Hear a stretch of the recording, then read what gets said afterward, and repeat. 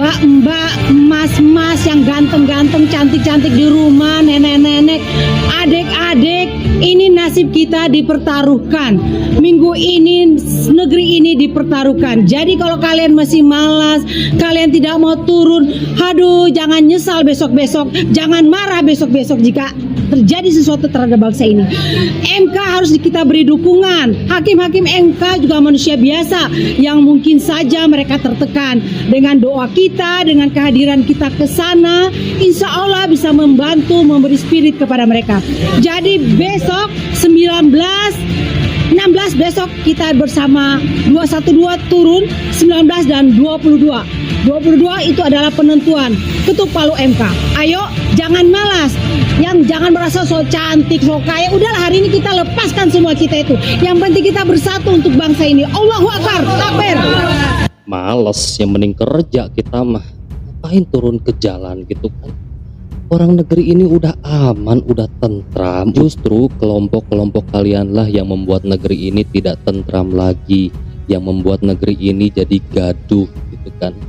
Ya kami lebih memilih kerja yang lebih bermanfaat gitu, karena kita perlu makan gitu, kita melakukan hal-hal yang bermanfaat gitu, bukannya turun ke jalan gitu kan, sampai kita lupakan pekerjaan, sampai kita lupakan kewajiban kita. Apalagi nih ibu ini pasti punya anak kan Bu ya di rumah tuh.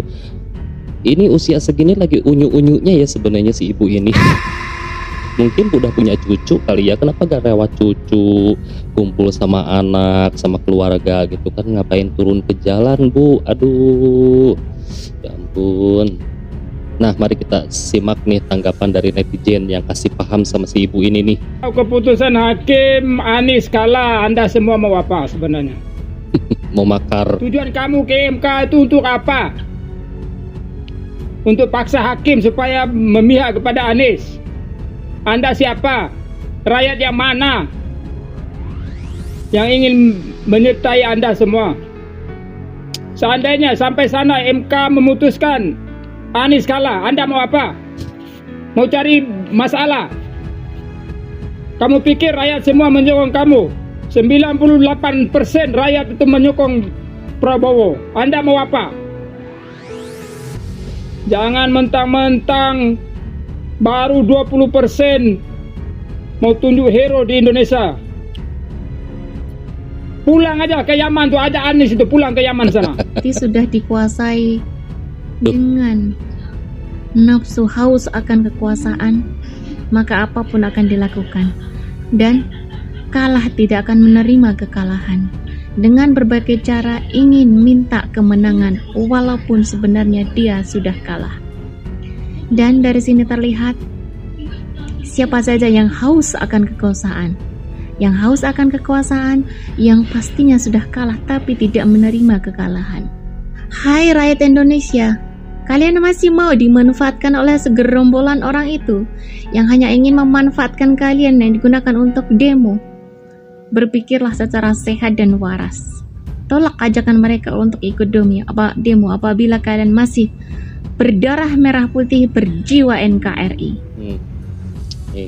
Udah cantik, muda, wawasannya luas banget ya. Ya jadi seperti itu. Karena haus kekuasaan jadi menghalalkan segala cara gitu ya, tanpa mempedulikan rakyat yang lain gitu kan. Karena di sini mereka itu mengatasnamakan rakyat. Emang rakyat semua setuju dengan pernyataan-pernyataan mereka? Kan tidak gitu, karena rakyat sebagian besar ya, 96 juta rakyat yang memilih Prabowo itu tidak sependapat dengan mereka gitu. Itu hanyalah pendapat-pendapat dari rakyat yang 24% saja yang berpendapat seperti itu gitu. Pertanyaannya, apakah rakyat pendukung Anies 24% yang kalah minta menang itu paling waras dan paling sehat? Jauh dari kata waras, Mas. Terus selalu menggerecoki, mencampur urusan hakim MK yang memutuskan hasil sidang. Sedangkan di kubu 01, pendukung 01 yang selalu teriak curang dengan bahasa dan segala macamnya, menghadirkan saksi ya, yang seharusnya saksi itu melihat, merasakan dan mendengar dan menyaksikan, tapi mereka hanya mengatakan katanya, sehingga hakim memutuskan tanggal 22 ya, menyampaikan kebenaran sesuai dengan fakta yang ada. Dengan dirimu hadir berbondong-bondong di MK akan mengatur hakim mengadi-ngadi loh. Begitu mengaku sehat, mengaku waras.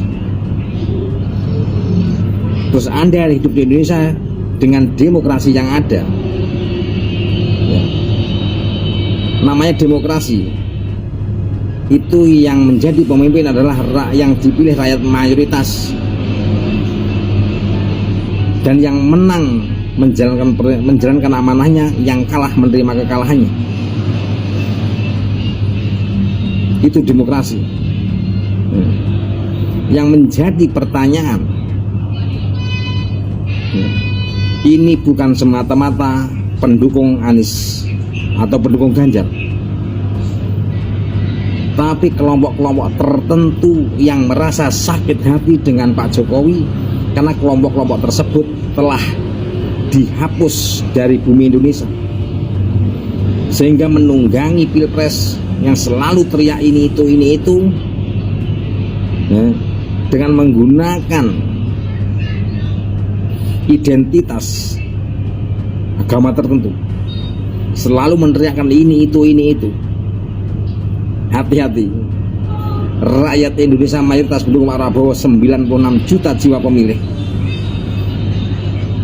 yang bisa menghargai dan menghormati perbedaan, dan anti untuk teriak, anti untuk demo, karena hakim tahu mana yang harus diambil, mana harus diputuskan, dan mana saksi yang mengada-ada, dan mana saksi yang memberikan fakta.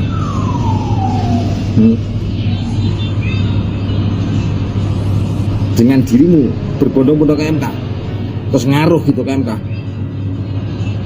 saya doakan semoga rencanamu selalu mendapat kegagalan karena kebohongan mengatasnamakan kebenaran. Amin. Salam toleransi, salam damai negeriku. Jangan sampai kita terpancing dan terprovokator dengan bahasa-bahasa mereka karena kepentingan golongan dan kelompok yang ingin hidup dan eksis di Indonesia. Sedangkan Indonesia adalah negara demokrasi, toleransi, berpegang teguh kepada Bhinneka Tunggal Ika. Saling menghargai, salam toleransi, saling menghormati. Salam.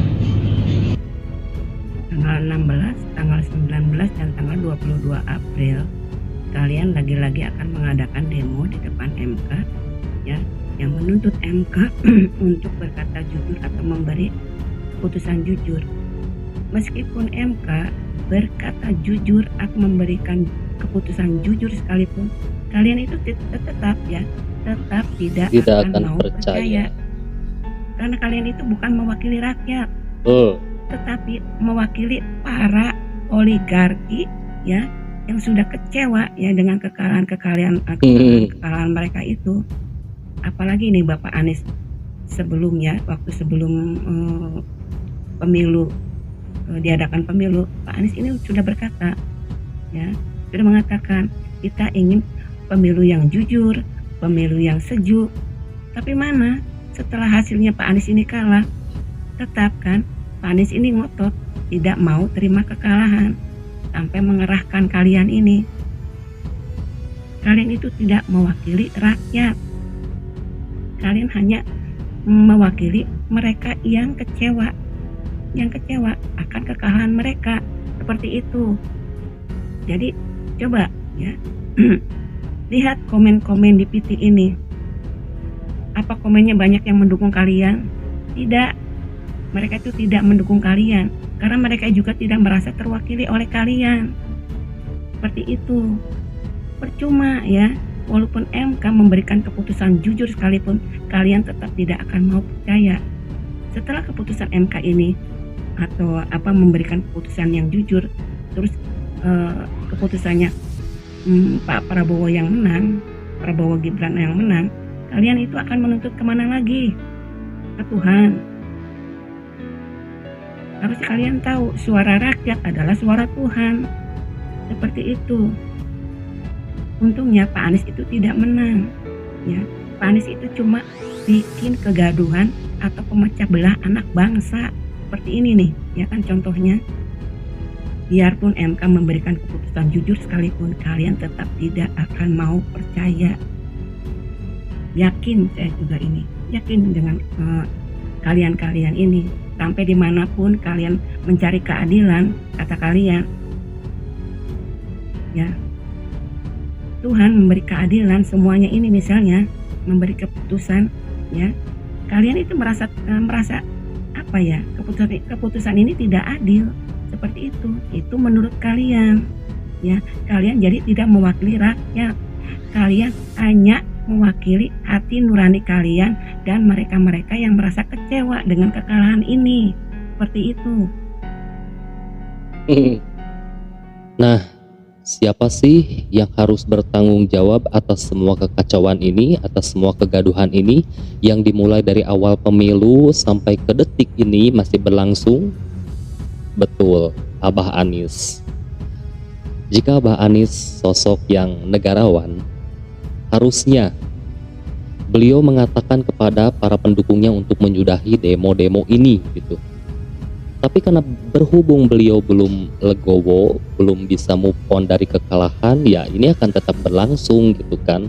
Dan yang dikatakan orang-orang bahwa Abah Anies ini adalah sosok orang yang memecah belah NKRI, betul adanya gitu. Karena sekarang keadaan NKRI sedang terpecah gitu menjadi dua kubu gitu kan.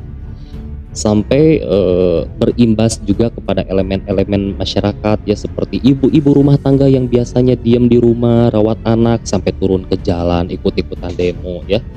Nenek-nenek, kakek-kakek yang di masa tuanya harusnya diam di rumah turun ke jalan gitu kan. Dan itu dampaknya tuh bener-bener terasa banget gitu ya. Ada yang sesuatu yang perubahan yang signifikan sekali dengan keadaan Indonesia saat ini gitu kan. Tapi si Ujang yakin sekali ya, rakyat yang memilih Bapak Prabowo tidak akan terpengaruh dengan orasi-orasi seperti ini. Yakin sekali tidak akan terpengaruh. Karena kalau kita lihat yang sudah-sudah ya, demo-demo sebelumnya, itu orang-orang yang demonya tuh masih itu lagi orangnya gitu ya. Tidak rubah, itu lagi orangnya tuh. Dan segitu-segitu aja gitu jumlahnya tuh, gak bertambah gak berkurang gitu. Nah mungkin sekian, terima kasih sudah mampir. Jangan lupa pamit, sampai jumpa lagi di next video.